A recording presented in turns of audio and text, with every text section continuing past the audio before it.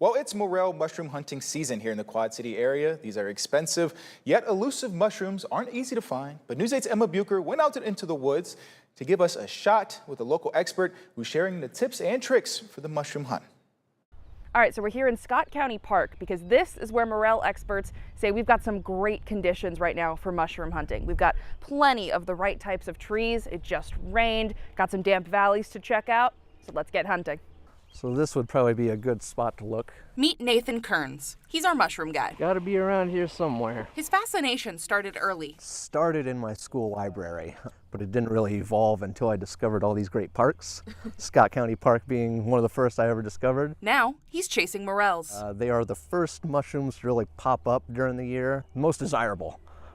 They taste good, they're luxurious, they're exclusive. A funky little mushroom. They're exclusive for a reason. They only grow for about 6 weeks and can cost you a pretty penny. And they're expensive, 50 bucks a pound. So where do you start? This might be black cherry. Look up first. Kind of scanning the ground too. Then look down. What I'm looking for are specific trees. Elm trees, ash trees, hickory trees, sycamore, cottonwood trees. Find the trees. Black cherry trees. You might find the morels. So this would be a good spot to look. But even in the right spot, no luck. Nothing yet.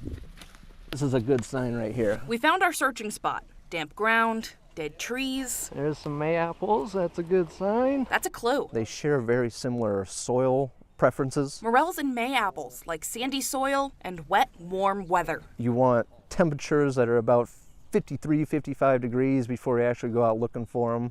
Air temperature is about 70 degrees, nice and humid like it is right now. Check the ground around dead trees. They associate with living trees. Not on them. They will grow into the ground, sheath themselves along these tree roots. I like to bounce from dead tree to dead tree in an area that I know has the trees that I need. Keep your eyes moving. And look for little brains sticking up out of the ground. And use your brain. Watch out for thorns, ivy, and bugs. We're in the right spot. We just gotta get lucky. Because sometimes it's not all skill. That's all it is. Some of it's luck.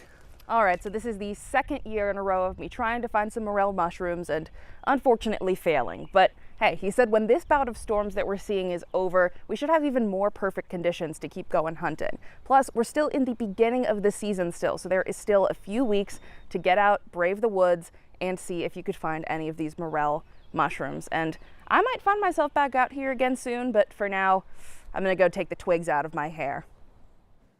Oh man, that's awesome. Thanks so much, Emma. The Scott County Park is a well-known location for you to start your hunt for morels, but you probably may run into other groups who are also searching, and good luck trying to get longtime hunters like Kearns to reveal their real secret hunting spots. The Iowa DNR is sharing the safety tips for anyone who goes hunting and eating wild mushrooms. Officials say to only collect them from areas that are away from pesticides or heavy metals and to avoid mixing the different types. They also say don't pick the mushrooms up if they look old or discolored, and to skip plastic bags since they'll spoil quickly with those. If freezing, you want to cook them briefly first to reduce bacteria growth, and experts stress that always cooking wild mushrooms before eating since they are not safe to eat raw.